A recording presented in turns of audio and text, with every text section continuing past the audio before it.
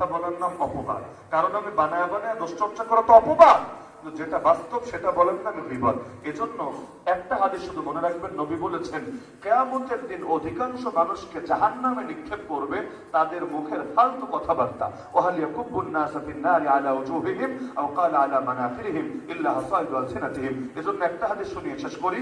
আল্লাহ নবী নিজে বলেছেন, উম্মত আমি তোমাদের জন্য জান্নাতের জামিনদার হয়ে যাব, জান্নাতের গ্যারান্টি দাতা হয়ে যাব।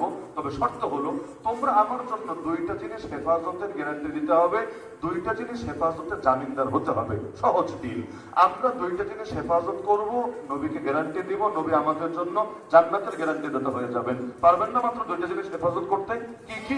নবী বলেছেন একটার নাম হলো জিহ্বা আর একটার নাম হলো লজ্জাস্থান। মা ইয়াদমাননি মা বাইনা লাহিয়াইহি ওয়া মা বাইনা রিজলাইহি।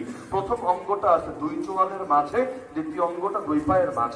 নবী বলেছে এই দুটো অঙ্গ কেউ যদি হেফাজত করার ব্যাপারে জিম্মাদার হতে পারে, জামিনদার হতে পারে, আমি নবী জামিনদার হয়ে গেলাম তার জন্য জান্নাতের ব্যাপারে। নবী যদি জান্নাতের গ্যারান্টি দেন, গ্যারান্টি দাতা হয়ে যান, তাহলে পৃথিবীতে আর কোনো চিন্তা আছে? কেন? কারণ দুনিয়া সবাই ঠকাতে পারে, আল্লাহ নবী ঠকাবেন এটা কল্পনাও করা যেতে পারে না। আজকে থেকে নিয়ত করেন এই জিহ্বাটারে সামলায় রাখবেন ইনশাআল্লাহ। কথা বলা কমায় দিবেন, প্রয়োজনীয় কথা বলেন, সমস্যার কিছু না।